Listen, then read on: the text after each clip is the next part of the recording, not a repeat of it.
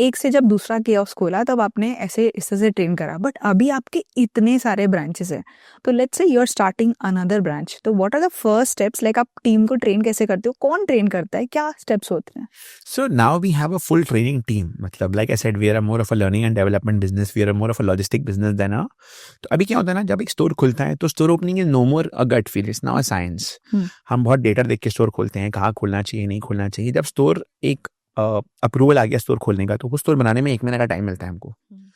तो उस 1 मंथ में हम हायर करते हैं, हम लोगों को ट्रेन करते हैं फ्रॉम अ पर्टिकुलर रीजन. और अगर कोई नया सिटी शुरू करते हैं तो हम लोगों को ट्रैवल कराते हैं. तो फॉर एग्जाम्पल हमारे 5 मेजर ट्रेनिंग हब्स हैं, ऑल द मेट्रो सिटीज़. तो नॉर्थ में दिल्ली हो गया, साउथ में बैंगलोर हो गया, ईस्ट में कलकत्ता हो गया, वेस्ट में बॉम्बे हो गया और सेंट्रल में इंदौर हो गया. तो ये 5 सिटी में हम लोगों को भेजते हैं टू गेट ट्रेन्ड. ठीक है. वो ट्रेन होके आते हैं. उसमें क्या होता है कि हर रीजन का एक ट्रेनिंग मैनेजर होता है. तो पहले तो जब एक स्टाफ को आप लाते हो तो इंडक्शन होती है उसकी, उसको समझाते हो कि आप ब्रांड क्या है, ब्रांड की वैल्यू सिस्टम क्या है, क्या विजन है, क्या मिशन है, कैसे ब्रांड शुरू हुआ. आप उनको मोटिवेट करते हो. तो पहला 3 दिन तो क्लासरूम ट्रेनिंग होता है about motivation, about explaining the products. फिर 3 दिन फील्ड ट्रेनिंग होता है. फिर उसके बाद उनको एक स्टोर में लिया जाता है. अब हमारा ये मानना है कि अगर आप कोई बंदे को स्टोर में भेजते हो, आप डायरेक्टली उसको स्टोर में भेजोगे एक नए बंदे को ना, तो जो बाकी के लोग होंगे या तो उसको मोटिवेट करेंगे या तो डिस्करेज करेंगे, depending on their motive, right. तो देखो, बहुत जन मोटिवेट भी करते हैं, बहुत जन डिस्करेज भी करते हैं. आप लोगों को कंट्रोल नहीं कर सकते हो, तो आप सिस्टम्स को कंट्रोल करो. तो हमारा ये मानना है कि कोई भी स्टाफ फर्स्ट डे अकेले स्टोर नहीं जाएगा, he will be accompanied by the training manager. तो अगर एक हफ्ते में बॉम्बे में हमने अगर 20 जनों को ट्रेन किया है, तो वो 20 people in that week, each 20 of them will be divided amongst 4 senior managers, and each one will take 5 or 6 of them to every store individually and make them meet the team, do a team huddle, introduce them to the team. तो क्या होता है ना, आप जब formal way में किसी को इंडक्ट करते हो स्टोर के अंदर में, तो वो रिस्पेक्ट अलग से आती है, राइट. और अगर आप उसको ऐसे ही भेज दोगे तो उसको भी लगेगा कि ऐसा इनफॉर्मल कंपनी, यार मेरे को उठाया, मेरे को दे दिया. उसके बाद उसको स्टोर में फॉर 1 वीक ट्रेनिंग करना पड़ता है. उसके बाद वापस वो ट्रेनिंग के लिए आता है. तो जो ट्रेनिंग मैनेजर होता है उसका बडी बन जाता है, लाइक अ बडी ट्रेनर. तो उसको अगर कुछ प्रॉब्लम होती है तो वो उसको मेंटर करता है. तो फॉर द फर्स्ट 1 मंथ जो ट्रेनिंग मैनेजर उसने इंडक्ट किया है, वो उन नए एम्प्लॉइज के लिए ही becomes like a I would say like a guardian for that 1 month. कि अगर उसको स्टोर में बुली हो रहा है तो वो बताएगा, उसको स्टोर में कोई और प्रॉब्लम हो रही है तो बताएगा. कुछ स्टोर में हमारे पास वॉशरूम नहीं है तो हमको वॉशरूम बाहर में एक्सेस करना पड़ता है. अब कभी कभी फीमेल्स को प्रॉब्लम होती है तो हम ये करते हैं कि फीमेल्स को वही स्टोर में डालें जहाँ पे वॉशरूम होता है. तो ये सब चीज़ दिमाग में रखना पड़ता है. अब कभी कभी क्या होता है कि लोग कम मिल रहे हैं या लोग जल्दी छोड़ रहे हैं, तो आपको लोग फिल करना पड़ता है. तो मतलब एक प्रोसीजर है, उसको ब्रीच नहीं करना है कुछ भी हो जाए, बिकॉज जितना एफर्ट आप डालते हो ट्रेनिंग करने में, अगर उसको आप रिटेन कर लो, उससे कम एफर्ट डालना पड़ेगा इन ट्रेनिंग अगेन. तो रिटेंशन में हम बहुत एफर्ट डालते हैं. And I think we are a people's business. मतलब ये जो फूड बिजनेस है, it's a complete people's business, it's by people for people. मतलब मैं ये कह सकता हूँ कि अगर हमारे पास आज 7,000 एम्प्लॉइज हैं, उसमें से कम 3,000 लोग हैं जो हमारे पास मोर देन 3 ईयर्स में हैं.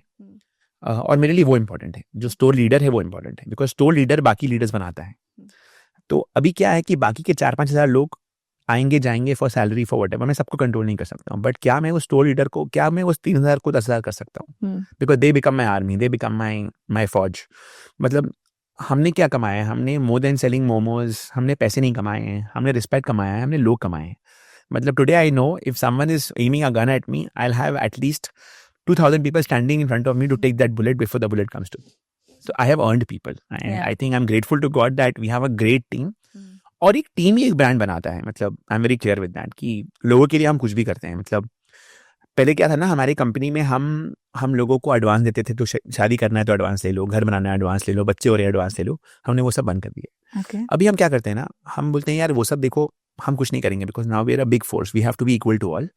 बट अगर किसी को भी हेल्थ प्रॉब्लम होगी कंपनी में, कुछ भी हो जाए, चाहे उसके लिए 9,000 खर्चे हो या 9 लाख खर्चे हो या 90 लाख खर्चे हो, बड़ा स्टेटमेंट कह रहा हूँ मैं, बट हमने करके दिखाया है कि no one's life should go because of possibility of funds. मतलब हम किसी को बेस्ट ट्रीटमेंट नहीं दे पाए और वो हमारा बंदा. देखो, हम अपने लोगों को, अपने टीम मेंबर्स को फैमिली बोलते हैं. तो आप अपने फैमिली मेंबर के लिए क्या करोगे? आप ऑल द वे जाओगे ना उसको बचाने के लिए अगर कुछ प्रॉब्लम होता है तो we have gone out of the way to help our people when there's a health need. Some people have survived, some people have passed away unfortunately. Then we have contributed money and made an FD for the family. तो ये हम करते हैं, और हम जब contribute भी करते हैं तो कंपनी कंट्रीब्यूट करती है, फाउंडर अलग से कंट्रीब्यूट करते हैं, एंड हम स्टाफ को बोलते हैं कि आपको भी जो कंट्रीब्यूट करना है करो, चाहे 50 रुपये हो या 500 रुपये हो, आपका इच्छा, पर आप करो, और लोग करते हैं. So that's the kind of bonhomie we've created where I am very clear कि मेरा हर एक एम्प्लॉय मेरा फैमिली मेम्बर है, और अगर वो फैमिली मेम्बर है तो उसको बेस्ट हेल्थ केयर मिलना चाहिए कंट्री में. और हमारे इंडिया में बेस्ट हेल्थ केयर है, हल्का महंगा है. तो अब जैसे कि सबकी ESI रहती हैं, राइट, ESI सबका रहता है, but you can not always get everyone treated in a government hospital at times.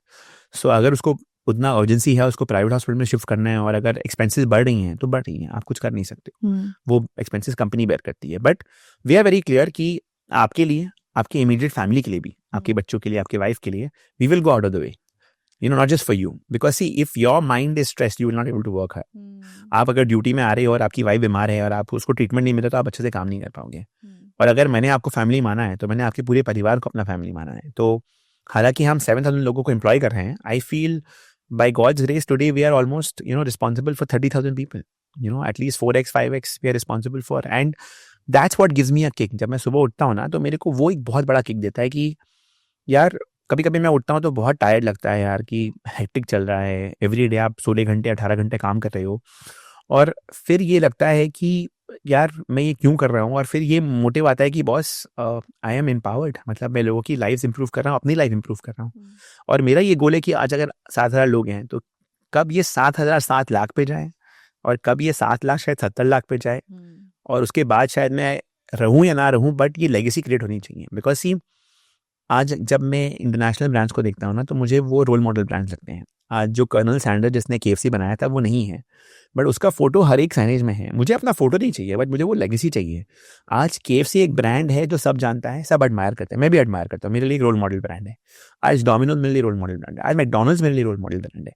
तो क्या हम एक वैसा कल्चर, क्या हम एक वैसी कंपनी, क्या हम एक वैसा लेगेसी क्रिएट कर सकते हैं कि this will go on and on whether the founder is there और not there. So, you know, when you wake up and you are tired and you feel empowered and then you feel कि नहीं बस duty में जाना है, ये करना है. Plus there are other motives and goals that I have which I'll tell you later in the show. कि you know, I mean, I have this goal of building hospitals and etc. etc. So I'll come to the CSR perspective later. But from a personal perspective, the satisfaction of being around 36, 37 years old and having 30,000 lives responsible for you, you also become very you also become very rational. You know, your decisions are not just taken keeping yourself in mind, but it's taken keeping everyone in mind. तो जो मोदी जी कहते हैं सबका साथ सबका विकास, तो I think हमारे साथ वही हो रहा है. जो नोबल थॉट है बिहाइंड द कंपनी, वो ऑफ कोर्स आपके एम्प्लॉइज वैसा कनेक्शन बिल्ड करते हैं. It no longer a job for them, it's more like family. हम कोशिश करते हैं, बिल्कुल सब नहीं करते हैं, जो समझते हैं वो करते हैं, हाँ. बट हम कोशिश हमेशा करते हैं. और देखिए हमारी ऐसी इंडस्ट्री है ना जहाँ पे पिलफरीज भी होती है. It's a cash business, it's a product business. So I think we have to also know where to draw the line, कि अगर आप उंगली दे रहे हो तो कोई हाथ नहीं ले ले, आप अगर बेनिफिट्स दे रहे हो तो कोई फायदा नहीं उठाएं. So you know it's a very delicate situation at times, but then you have to handle it in a mature manner. And I think that's what my 15 years of experience, because I started early, I started at 21, so 15 years of experience has taught me ki, take a sip of water, have another coffee, and then take a decision. Don't take impulse decision. When it comes to people, when it comes to business, I'm very impulsive. I go by my gut. But when it comes to people, and you have to take a decision that can influence their life or affect their life in whatever way, positive way, negative way, think and do it. Spend that 24-hour rule. Sleep over, जो बोलते हैं ना, कभी कभी sleep over करना पड़ता है जी. when you take tough decisions. बिल्कुल.